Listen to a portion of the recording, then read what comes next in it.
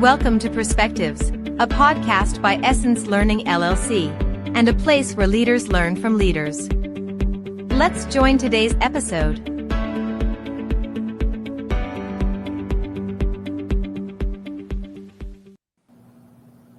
Well, welcome back to Perspectives. I'm so glad you're here to join us today. We have an exciting topic. We're going to talk about the art of pivot. And joining us today, we have senior leaders across the various organizations and industries that have probably been challenged by this very discussion where their businesses have had to pivot. When we think about listeners, when we think about the pandemic or even some of the things that have been going on over the last 3 to 5 years, there's been countless businesses who have had to reinvent themselves at a speed that we've never had to do before.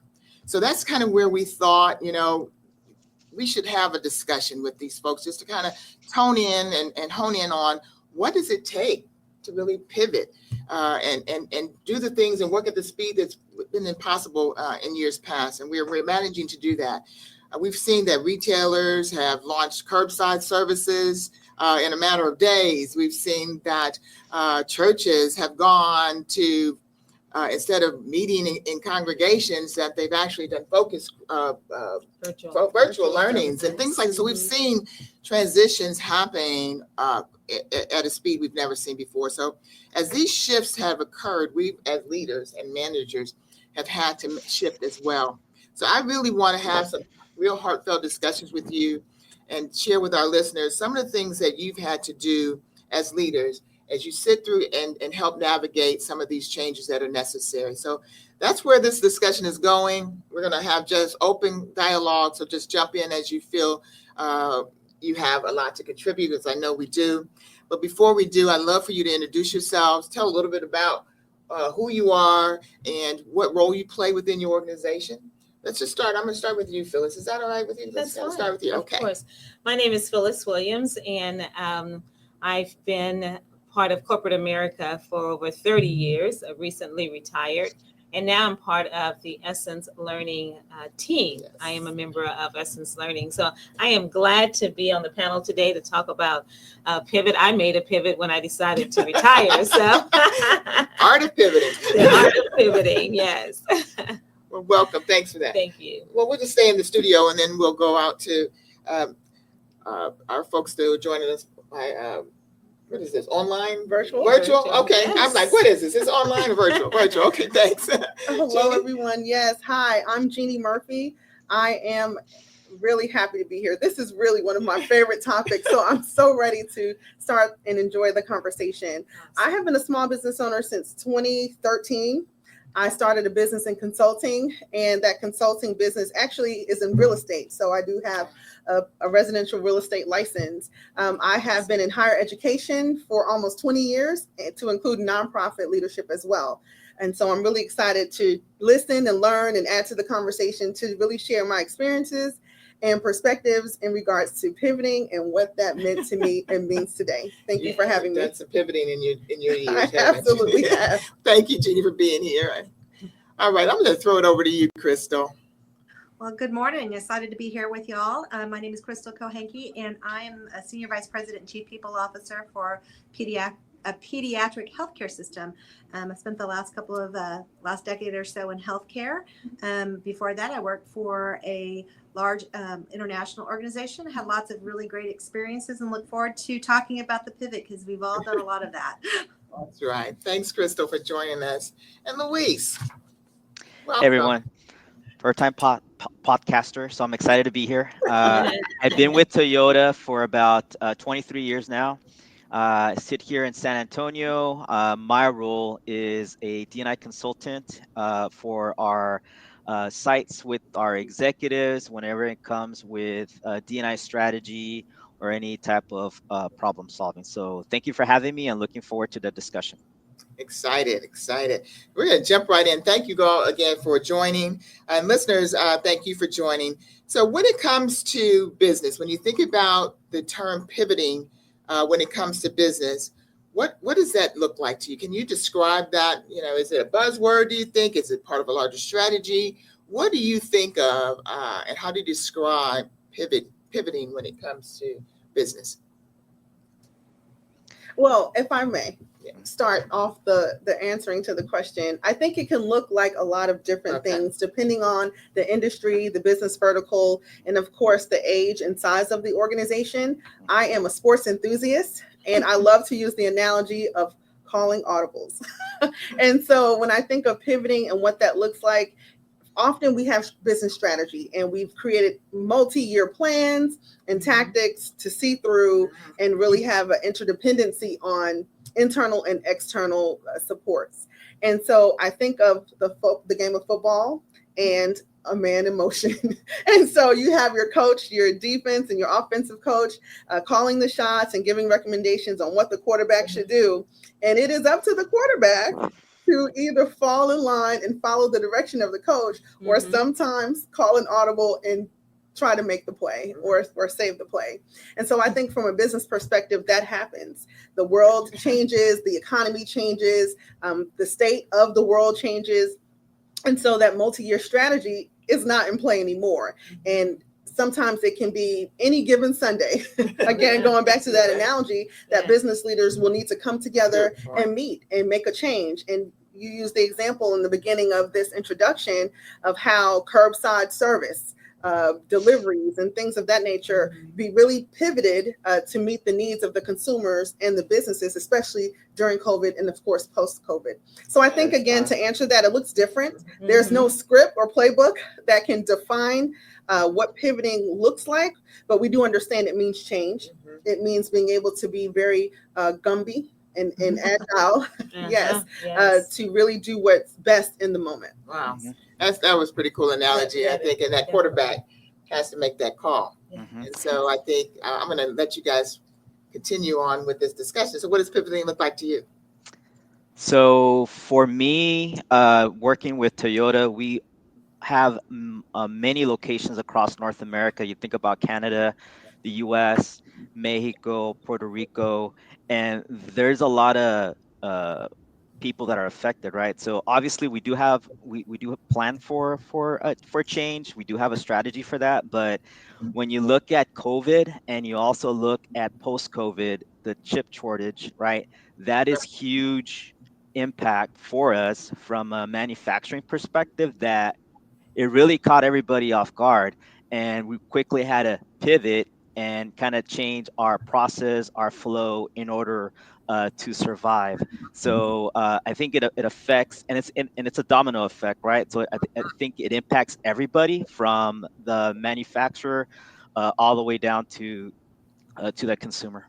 Yeah, that was a great example of that in real life, right? Yes. Current. So it's currently happening here for many of us, right? Exactly.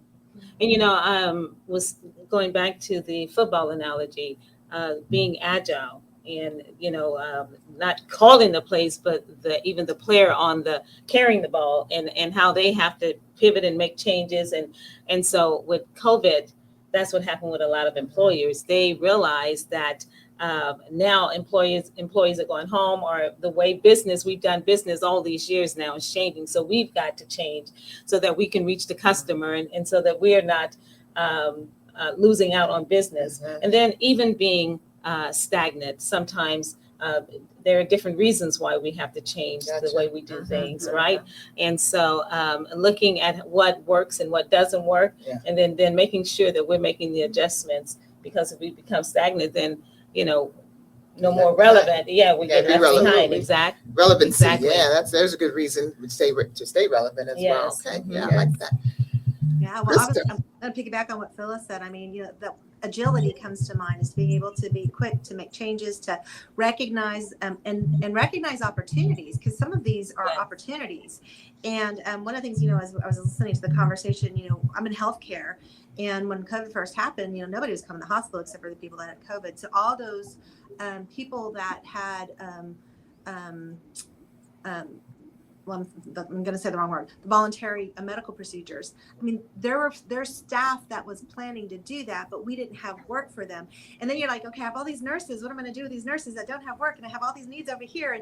And so back to the whole, let's get creative, let's be innovative. And now we're on the other side of COVID, and some of those people didn't come back to work. And we need more of X, Y, and Z. And I think all of us, we every industry is struggling with, getting staffing and being innovative and being creative around that, and how do you do things differently. I'm just going to pick on healthcare a little bit because this is kind of universal, but the 3x12 nursing schedule, 3 days, 12 hours, that's a dinosaur. That was built to make it easy for leaders to manage. And it is so hard to come off that thinking and doing something different. But, that's going to be the key to kind of figuring out how to do things fewer in the future. And whoever figures that out is going to have the advantage. And so, first one to that. Yes. But to your point, Ms. Crystal, if I can add, not just in the healthcare realm of the 312 schedule, but let's all remember when 9 to 5, or 8 to 5 was the norm. And so we have these alternative work schedules, flexible work schedules, hybrid work schedules. And I always say the world figured it out how to go remote. And so as the world, opened back up and more people went back into the office, the paradigm shift had to happen, right? That we had to figure out how to have business continuity and still have retention of employees with flexible schedules for the employee and the business. So I love your example with healthcare. We're still feeling some of that residue, right? I know we had a visit to a very nice hotel. We had some business there. We had people coming in, and so when we went to the hotel, they said, well, we don't have enough people to help provide the customer service that you probably are used to. So there's nobody going to be able to clean your room for the 3 days that you're here. Wow. We're not going to be able to do room service. And so the impact to what you said, Crystal, people are not coming back to work because either it's not flexible, doesn't meet their needs, and they figured out how to make it work with that. We are now in another set of circumstances where we have to figure out what does customer service look like and how are we going to provide that even. So patient care, customer service, all of the things that we've been used to has changed because we think differently now, but we're not doing differently. So as people, we're thinking differently, but as industries, we're not doing differently. And that's where that gap is. Yes. And to that, I do recall when I went to a hotel and they told me that they would not be able to come in and give me service every day. And that kind of blew my mind. I'm like, really, what am I paying for? Not only just to sleep, because that was an expectation. And even getting clean towels or sheets, you had to go down to the front desk. And this was a nice chain hotel. But on the flip side of that, a hotel that I'm staying in now, they came into the room and I left everything over the room, not expecting them to come into my room and clean it. So I had already prepared myself. Adjusted myself to the way that things have changed. But that was a difference for me. Yeah. Speaking of adjustments, I'm sorry. No, go ahead. I can go after you. Adjustments. Thank you so much, Louise.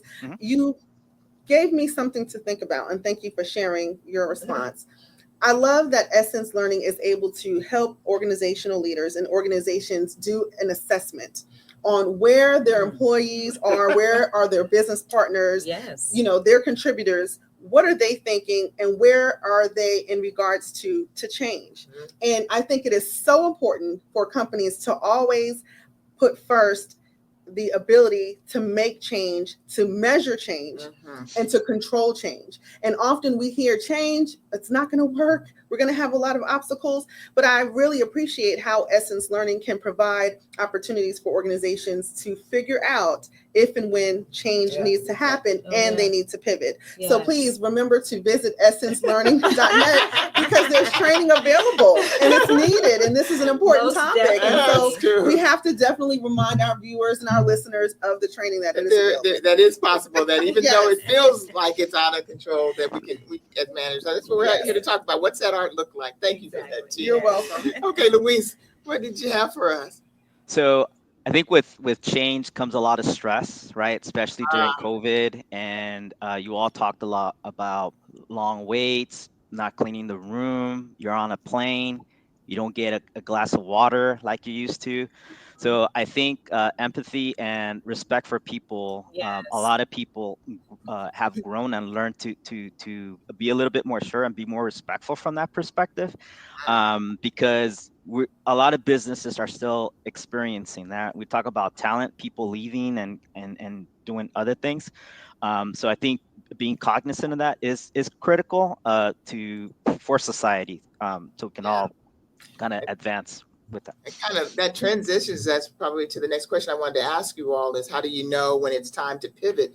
But that's kind of, we came back to our organizations, most of us came back to organizations with the idea that we were going to just resume business, that we were all going to kind of fall back into the norm. We were going to get that service that we expected. We were going to have the people come to work and work for the same hours. We just, somewhere along the way, when we came back to work, we opened up the doors. We just thought, just dust things off and we'll just kind of continue where we left off.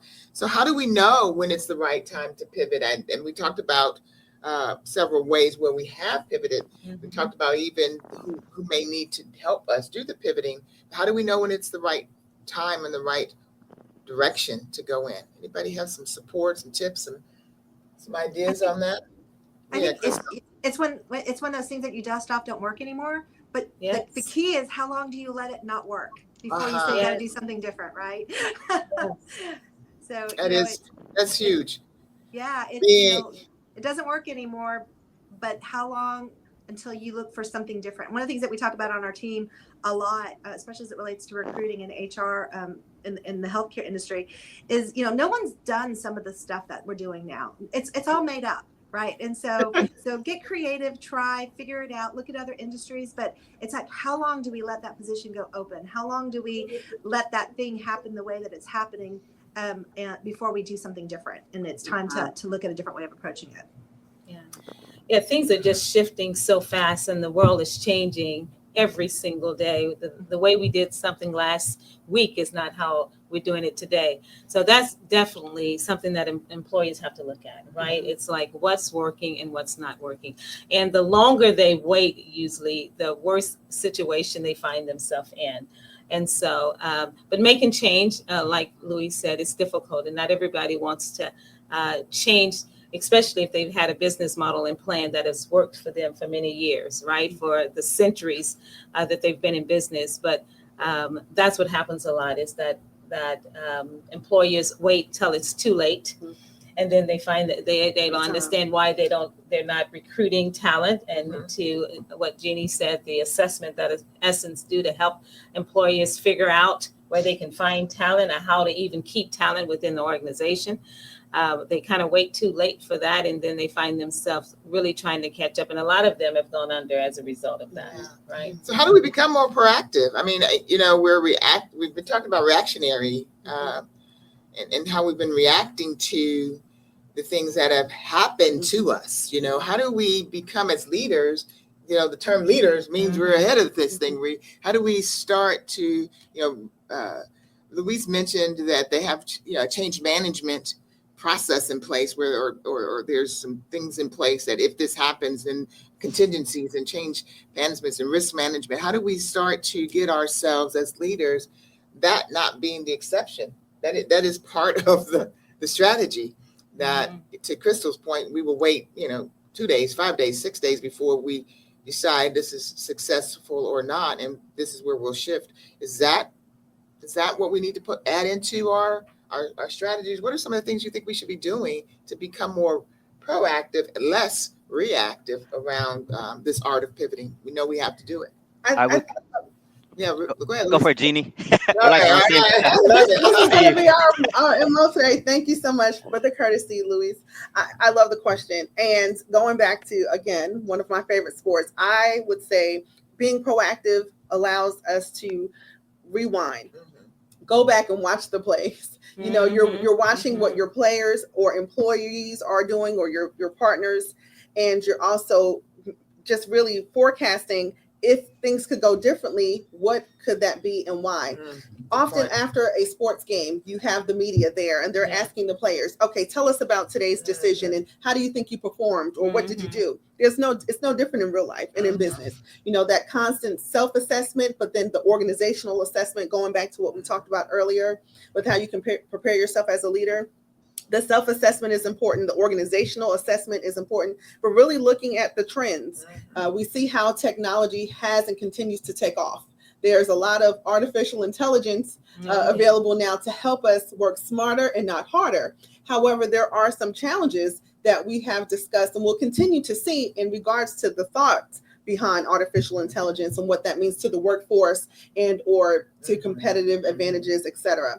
So I think I would answer the question to suggest, you know, going back to watch the play, having the self-assessment, the organizational assessment, and then of course looking at trends in the industry and outside of the industry to determine what does that mean for my business, for my business vertical, and how can I leverage what's going on in the landscape to be more competitive and make it work. So staying current with the play, right? Yes. So watching the play, making a call if you need to, but you're using data, you're using facts, you're using more support around making those decisions. But you know, that quarterback is deciding, you know what, the last time I saw this happen, I moved to the left, I'm going to move to the right now. That's right.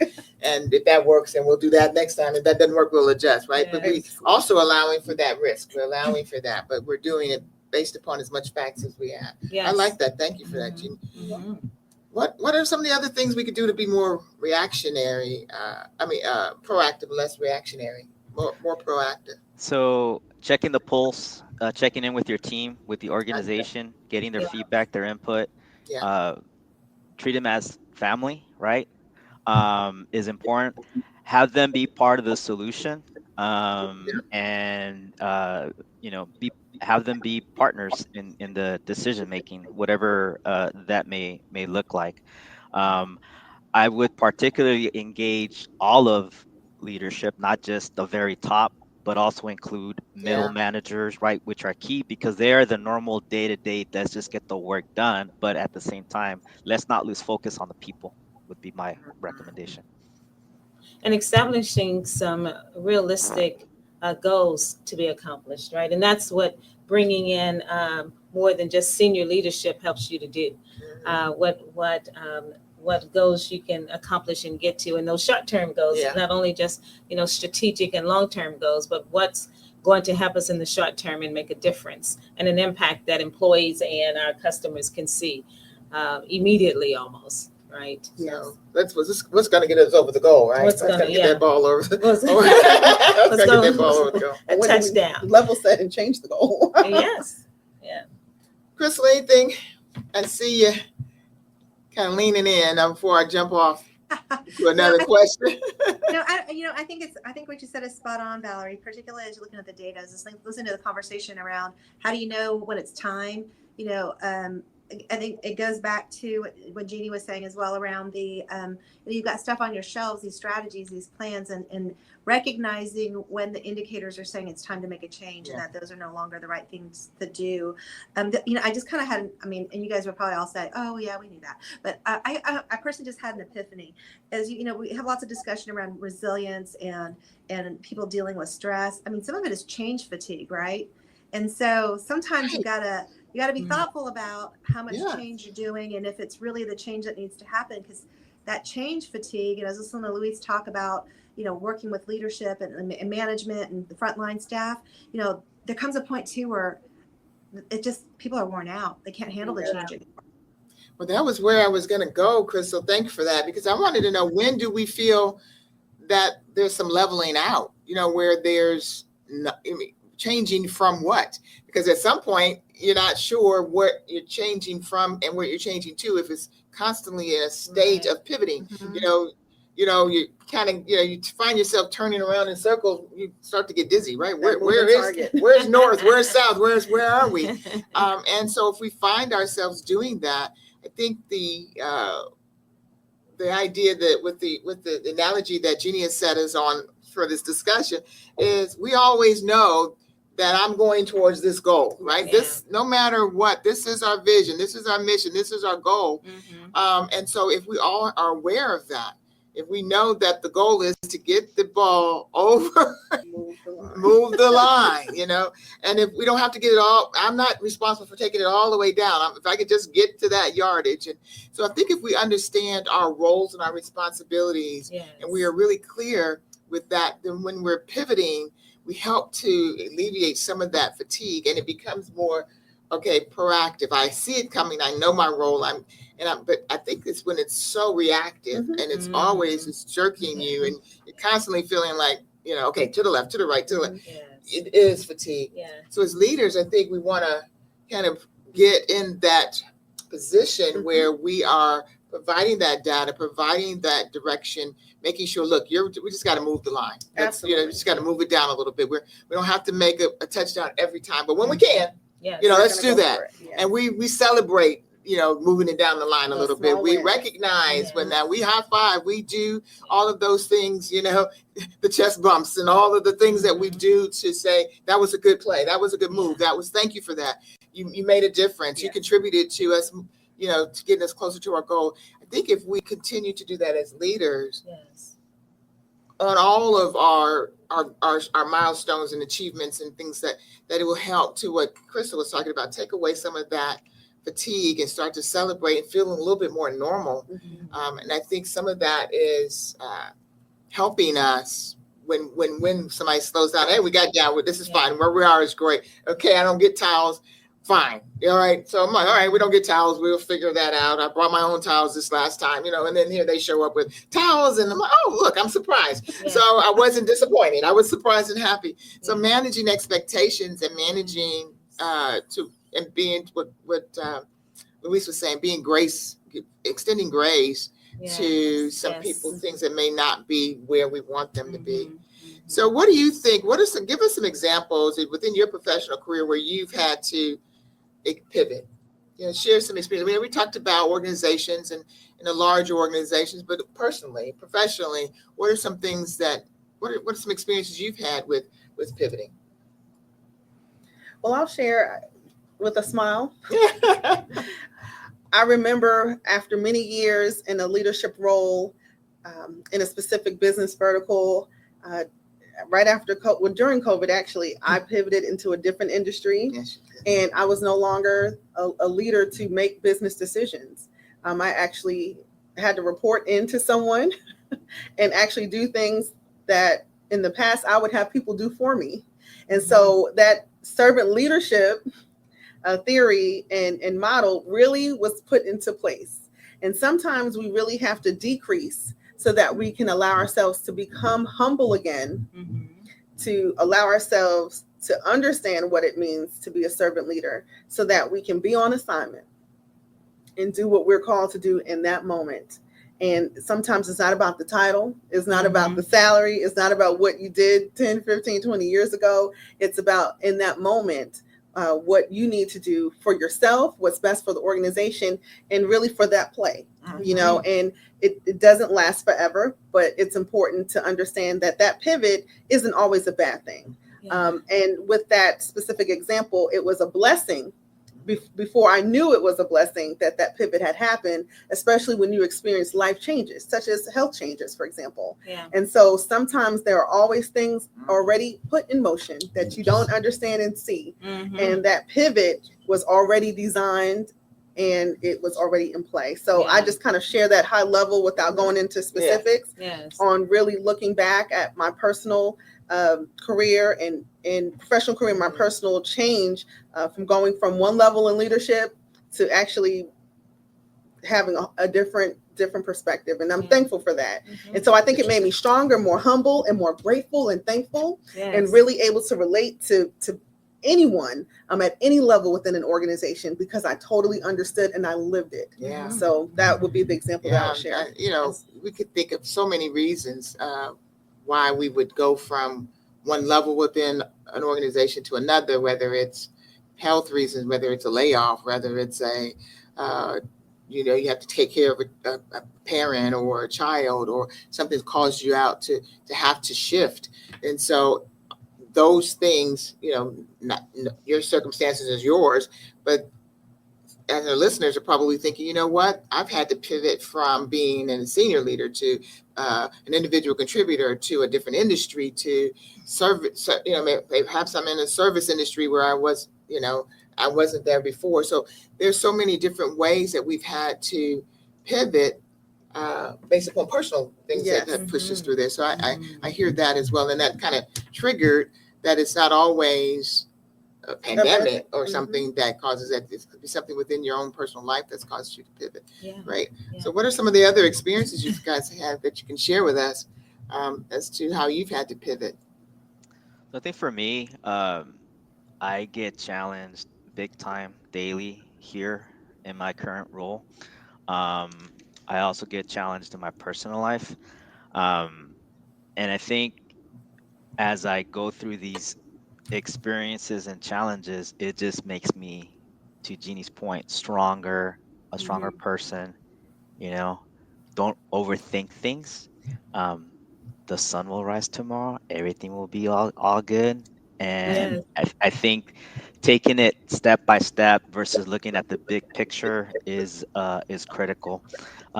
Strong believer in servant leadership, helping others, and if you need help, don't hesitate to reach out to anyone within the organization or your personal life. Yeah. Don't take things too serious is kind of my thing. Great. Yeah. Yeah, I agree. That is having that grace again and acknowledging that it's okay to start over. It's okay to start, to rewind and reassess and then start at a different place. And then you do appreciate where you've been and where you are now. And you can appreciate what others may be going through. I do recall, though, I used to be in recruitment for a few years, a number of years actually, and our applicants used to come to us. We did not have to seek for applicants. We didn't have to use headhunters for applicants. We didn't have to go to any of the big job boards for applicants because they came to us. And then all of a sudden, there was more competition out there with employers, and they were doing a lot of what we were doing to attract that talent. And so we found ourselves then in a quandary, like, how do we get these candidates now that used to be easy? We go out on college campuses, and sometimes we'd be at our booth and they'd never come up to our booth because it's like, we weren't relevant anymore. We weren't the company that stood out to them anymore. So we had to pivot. And so we had to be more attractive and so that really was a big shift and a change when I was in the workplace. I remember those days. Good example. Yeah. All right. I want to, we're winding up. So, but what I'd like to do before we end this podcast is when we talk about the art of pivoting, I know that a lot of our experiences and examples that we share today really related to when there's problems or when there's challenges. And we even sometimes thought of it at times when we had to step back. And pivoting is not always that, right? It's not always related to a change that was thrust upon us or a problem that we had to solve for or a challenge that we weren't expecting. I think Crystal mentioned that it's opportunity oftentimes that when we can see pivoting, the real art of pivoting and causing your organization not to be caught off guard, to pivot before we get to the place where we are challenged or we have to step back. And so some of the things that we want to offer you as listeners is to make sure that we keep our eyes and ears open for, and be more proactive, that where are we going as an industry and where will we need to pivot and how do I prepare us for what's upcoming? So as an organization, we're walking into this with an expectation that when we get to this point, when we see these numbers, when we see this data, when we see this occur, when you see that the defense coming, I can make an offense call. I can make a better move because I have more facts and data and information and understanding, and I'm more reactive. And it's not scary. because I expected it. I anticipated it. I'm planned for it. And we have the skills. We have the resources to help us to pivot. So one of the things I hope that we take away is that it's a good thing. We know if nothing else is going to happen, change is going to happen. If we don't know anything else, we know that change will happen. And I think what Dr. Jeannie said was, it's going to happen, and as a world, we'll learn how to adjust. Yes. We know we can do that. So let's kind of think about, hey, what's going to occur, what's going to happen, and let's get ourselves in front of this as leaders and prepare our folks and know that, hey, we got this. We're ready for this. This is what we've been prepping for. We're ready for this game day. So I would love for us to take that away and not walk away thinking that every time we're challenged that's a negative. It's going to happen. But I want us to think about what are challenges in front of us, and as we call them, opportunities in front of us that's going to move our organization down a little bit further. And let's prepare for those and get ready. Anything to add to that concept before we sign off? I agree. Thank you for having us and to talk about this. And I would just lead into answer, in the same spirit of realizing pivoting is not a bad thing at times. It is a very necessary thing. And so when we look at the word pivot, we heard Crystal talk about being consistent and persevering. So the P, leaving us with persevering. You have to do that. And of course, we talked about in today's session, innovation and looking, forward and making sure we prepare ourselves. And the V could definitely represent voice, the voice of the customer, your internal voice, and of course, the voice of the industry, what's happening. And of course, that O is opportunities. So there are endless opportunities for us to consider. And then finally, the T, trends. And so I think the trends are definitely important. They are indicators, but the most important T is the truth. Being honest and making sure that we are having honest assessments, Dr. Jeannie, and that we are being very truthful in those assessments, because it definitely makes a difference in how we respond. All right. That was awesome. I hope we wrote that down. Anything to add before? I thank you all so much for coming on. Is there anything you'd like to add before we sign off? I would just say, if first class is what you want to be in your business, in life, or whatever, continue to strive toward that. You can look at business models like McDonald's. McDonald's has maintained their space for over 50 years, right? And so Home Depot and all of those organizations and companies that are still around and still very profitable today and never had a slump in business. And so if your goal is to be the number one in whatever you are doing, continue to strive for that. And you'll definitely maintain your place, and you continue to be creative and innovative in those things that you want to accomplish. I'm sure all those organizations you mentioned had the art of pivoting and and didn't take them back. It helps us to move forward. Right. So pivoting should help us to move forward. When we turn, we should be going in the right direction. Thank you all. Thank you, listeners, for joining in. Crystal, Louise, thank you for joining in virtually with us, and for you in the studio. Appreciate you all. We'll see you, listeners, and hear from you at our next week's podcast. Until then, learn the art of pivoting. This is a great discussion. Have a good one. Thank you for joining Perspectives, a podcast by Essence Learning LLC. Essence Learning is your solution to personal and professional development. We partner with our clients to develop a learning strategy that will increase productivity, enhance performance, and align with their purpose and goals. For more information, visit us online at essencelearning.net or call us at 1-877-657-5755.